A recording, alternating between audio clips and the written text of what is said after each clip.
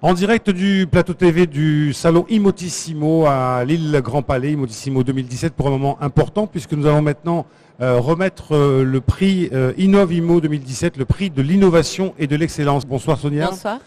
Quelques mots d'abord de ce prix, pourquoi et quels ont été les critères de sélection.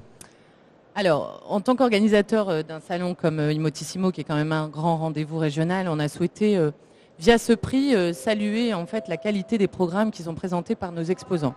Donc c'est un prix qui est essentiellement réservé aux exposants du salon. On a présélectionné 7 candidats pour ce prix. Et ça permettra aussi de donner une espèce de gage de qualité du programme présenté, puisque c'est un jury presse qui s'est réuni autour de ce prix pour élire le lauréat. Le cahier des charges, il était quand même assez ouvert. On a donné des critères évidemment de qualité, des critères de design, d'environnement, enfin en tout cas que le programme soit aussi dans quelle mesure il entrait dans les critères environnementaux, est-ce qu'il respectait aussi son environnement paysager, le design, la créativité, et peut-être aussi, bon il y a eu des débats en effet, mais je pense qu'il y a aussi cet aspect social, lien entre les habitants en fait d'un programme, donc ça c'est quand même assez important. Donc on a regardé quand même tous les critères.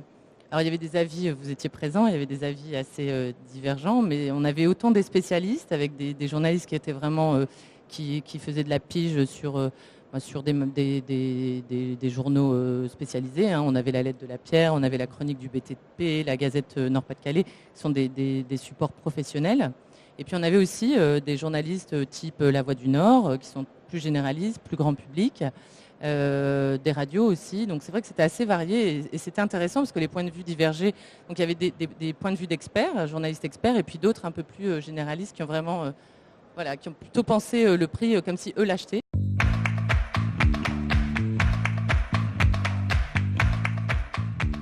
Donc on va demander tout de suite aux représentants de Pierre et Territoire de venir nous rejoindre.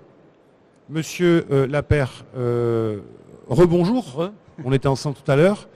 C'est une belle consécration, j'imagine, Écoutez, pour vous. Un grand merci. C'est tout à fait, c'est un moment partagé, un moment de bonheur pour toute l'équipe Pierre et Territoire. Et puis pour le groupe Procivis, c'est le résultat d'un travail conséquent de plus de 5 ans, puisque c'est une opération conséquente, vous le savez, de plus de 188 logements. Donc c'est un travail assidu depuis plus de 5 ans et je tiens à féliciter toute l'équipe qui a participé au quotidien à la réalisation de cette opération dont les livraisons se termineront au mois de mai.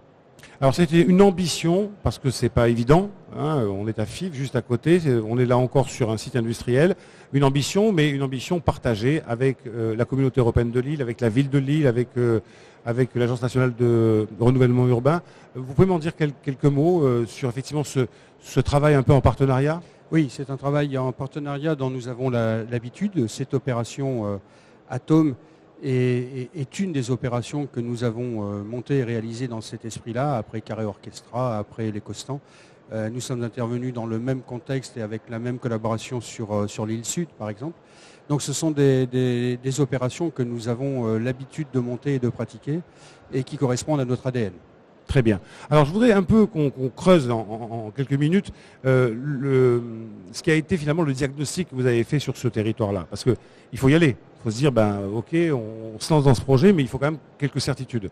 J'aimerais qu'on revienne sur ce que l'ANRU, par exemple, vous avez permis de discerner. Alors effectivement, il y a au moins 5 ans, on a pu bénéficier d'un diagnostic important, celui de l'Agence nationale de renouvellement urbain, sur le bâti.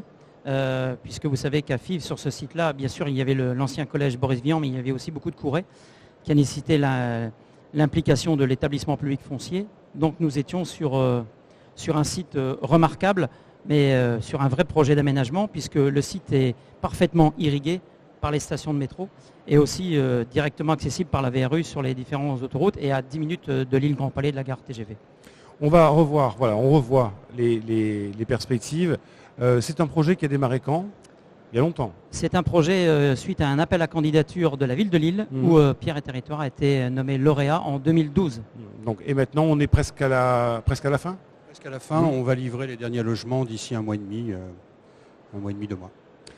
Je vais demander maintenant à Marie de venir nous voir parce qu'elle va vous remettre non seulement, et on peut vous applaudir encore, un trophée, mais également eh bien, ce certificat, Grand Prix du jury, @home, projet réalisé par Pierre et Territoire de France Nord, après une délibération qui, je vous le garantis, a été longue et difficile. Je ne dirais pas qui a été notre challenger, mais en tout cas, vous l'avez emporté. Vous l'avez emporté après beaucoup de débats et d'échanges très constructifs.